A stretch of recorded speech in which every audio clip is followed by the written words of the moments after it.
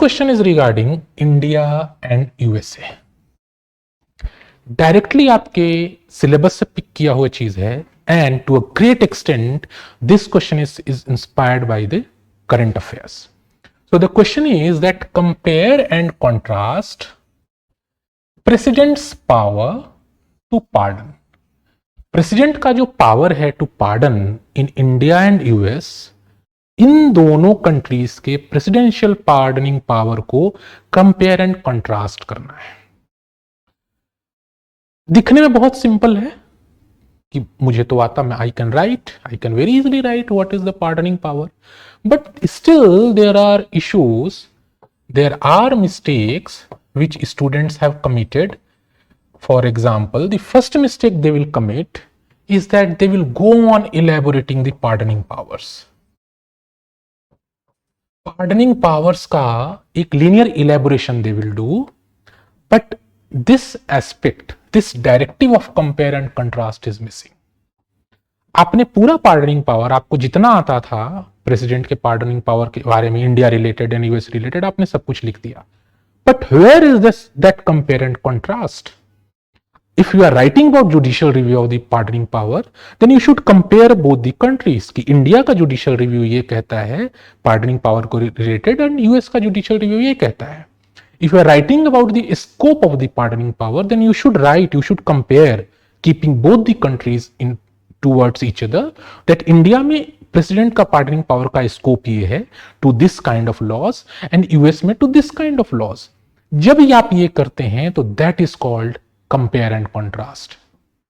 So the first mistake, the students could not understand compare and contrast, and they went on elaborating linear elaboration of the entire whatever they knew about the pardoning powers.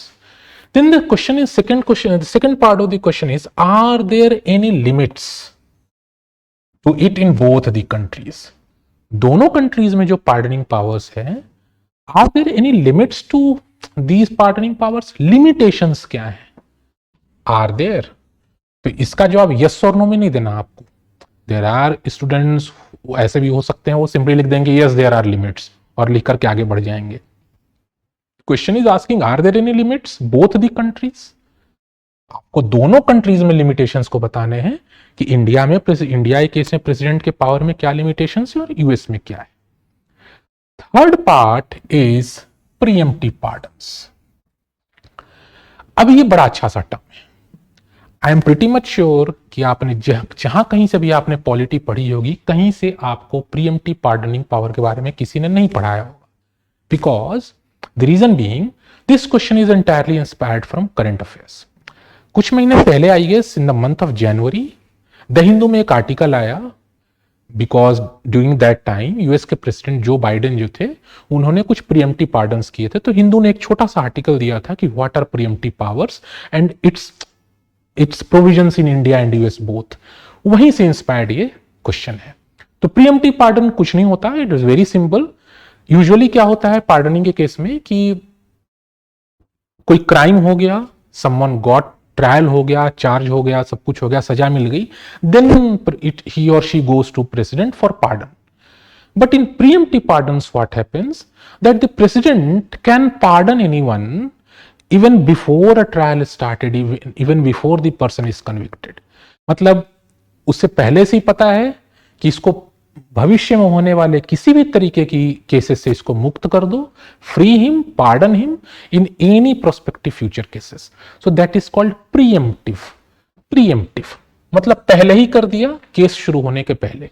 So this is entirely inspired from like that the Hindu article.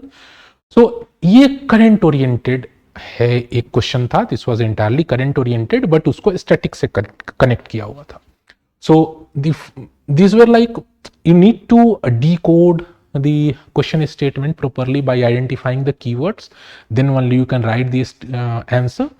So after this, when you decoded the question statement, keywords of the question, you need to structure the answer. अब structure कैसे करना है? सबने आपको बताया होगा, intro लिखना होता है तो हम इंट्रो लिख देंगे, बॉडी लिख देंगे, कंक्लूजन लिख देंगे. Very good, no issues with that. But आप जो भी इंट्रो बॉडी लिखें, that should meet the demand of the question. अब अगर क्वेश्चन पूछ रहा है इंडिया और यूएस के बारे में, तो आपको नहीं लगता कि इंडिया यूएस के बारे में अगर हम इंट्रोडक्शन लिख रहे हैं तो our introduction should have India US both? Like बहुत सारे लोग क्या करेंगे कि इंट्रोडक्शन शुरू करेंगे, they will start by pardoning power of president in India, वो सिंपली कॉन्स्टिट्यूशन ऑफ इंडिया को रेफर करेंगे and they will give the introduction. But the best introduction will be that you define the power of pardon, but this definition should not be limited only to India. This definition should be a broader one and it should encompass India and US both. Simple definition, like pardoning power of the president is a sovereign power to limit any to infuse some sort of compassion in the judicial sentences. इस तरीके से अगर आपने pardoning power को अगर simple तरीके से define कर दिया तो आपका इंट्रोडक्शन बहुत बैलेंस्ड होगा. But if you wrote only about India तो आपका पहले ही हो गया कि आपका इंट्रोडक्शन बहुत बायस्ड है इंडिया के केस में. Then you need to write body. अब आपका जो बॉडी ऑफ द आंसर होगा that will be having 3 parts. The first part is compare and contrast, second part is limitations and third part is preemptive pardons. तो compare and contrast अगर कहा जा रहा है तो जैसा मैंने बोला कि कंपेयर एंड कंट्रास्ट में you need to give the comparison वाला एस्पेक्ट, क्या सिमिलैरिटीज हैं क्या डिफरेंसेस हैं. तो उसके लिए बहुत सिंपल था, आप इंडिया यूएस एक टेबल बना सकते थे और यहां पे आप पार्डनिंग पावर को डिफाइन उनके प्रोविजंस बता सकते थे, लाइक कॉन्स्टिट्यूशनल प्रोविजंस. तो आप बता सकते थे कि इंडिया के केस में article 71 is like related to this pardoning power and उसमें आप बता सकते थे आर्टिकल 2 जो है यूएस में that is related to pardoning power. तो आपने क्या किया कि कंपेयर कर दिया, हमने कॉन्स्टिट्यूशनल प्रोविजन बताया, कंपेयर भी कर दिया और उसमें आर्टिकल बता करके हमने कॉन्ट्रास्ट भी कर दिया. Then you could have written about the scope. Scope कितना है तो आप बता सकते थे कि इंडिया के केस में the scope is a bit not that broad because जो प्रेसिडेंट हैं उनको कैबिनेट के, उनको मिनिस्ट्री के रिकमेंडेशंस पे काम करना पड़ता है. But there is no such thing in the US में प्रेसिडेंट किसी के रिकमेंडेशंस पे नहीं है, तो वहां का जो पावर ऑफ पार्डन है that is a bit broader. तो अगेन हमने क्या किया कि we took the issue of scope, हमने कंपेयर भी कर दिया और कॉन्ट्रास्ट भी कर दिया. सो इस तरीके से you could have made a table and you could have compared and contrasted the pardoning powers in India and US. Then limitations, you can write 2 or 3 points in limitations. You could have written about judicial review, that in India the president का जो pardoning power है उसका judicial review हो सकता, but US में नहीं हो सकता. Limitations में आप scope वाली बात भी लिख सकते थे, like इंडिया में जो है scope is a bit restricted, कि आपको जो पावर है वो मिनिस्ट्री के ऊपर डिपेंडेंट है, cabinet ministry council of ministers के ऊपर डिपेंडेंट है, बट यूएस में ऐसी बात नहीं है.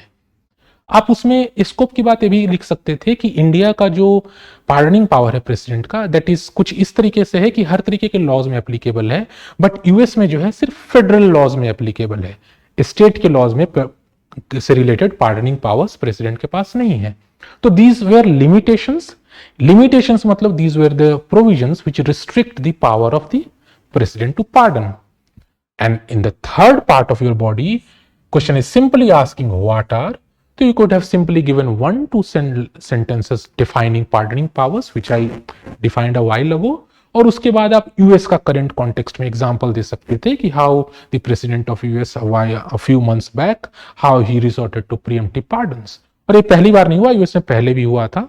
पहले भी फोर्ड ने जो है निक्सन को प्रीएम्प्टिव पार्डन्स दिया था.